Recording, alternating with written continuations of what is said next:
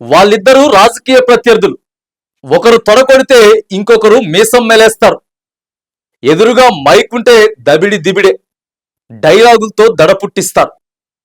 అలాంటి నేతలు ఎదురైతే ఒకే వేదికపై తలుక్కుమంటే కనీసం షేక్ హ్యాండ్లుంటాయా? అట్లీస్ట్ పలకరింపులైనా ఉంటాయా? రెండు జాతీయ పార్టీల లీడర్ల మధ్య సీన్ ఆఫ్ ద డేగా ఒక క్లిప్పింగ్ నిలిచిపోయింది.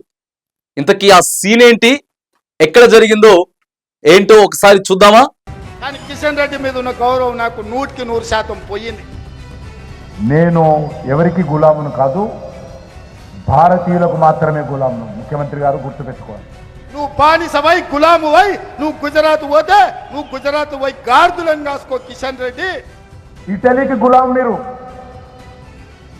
ఇటలీ దేశాన్ని నుంచి వచ్చినటువంటి రాజకీయ నాయకురానికి గులాం మీరు. ఈ తెలంగాణలో ఒక్క నిమిషం కూడా నీకు ఉండడానికి అర్హత లేదని నేను చెప్పదలుచుకున్నా. నీలాగా నేను ఇటలీకో ఏ నకిలీ గాంధీ కుటుంబానికో నేను గులామును కాదు. తట్ట పెట్ట జరుపుకొని నడువు గుజరాత్కు, నువ్వు ఆన్ని పోయి గులాంగిరి చేసుకో. ఏ మాట వస్తే ఆ మాట మాట్లాడతాను. నేను సమస్యల మీద మాట్లాడితే వ్యక్తిగతంగా విమర్శిస్తాను.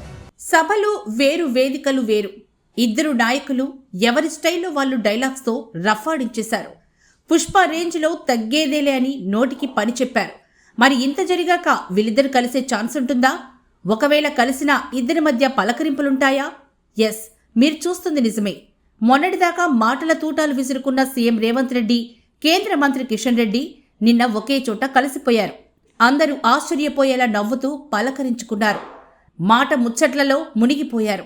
లెఫ్ట్ యాంగిల్లో రేవంత్, కిషన్ రెడ్డి ముచ్చట మురిసిపోయేలా చేస్తే, ఇటు రైట్ యాంగిల్లో డిప్యూటీ సీఎం బట్టి విక్రమార్క, కేంద్ర మంత్రి బండి సంజయ్ సీన్ అంతకు మించి అనేలా అట్రాక్ట్ చేసింది. ఇద్దరు ఆప్యాయంగా మాట్లాడుకున్నారు, పలకరించుకున్నారు.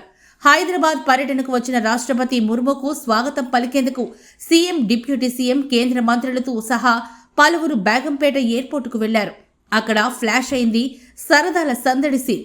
రాజకీయంగా మాత్రమే ప్రత్యర్థులం. వేదికను పంచుకోవాల్సి వస్తే ప్రేమపూర్వక కరాచలనాలు, అలాయి బలాయి ఆత్మీయ ఆలింగనాలకు ఏమాత్రం వెనకాడబోమని రుజువు చేశారు ఇరు పార్టీల నేతలు.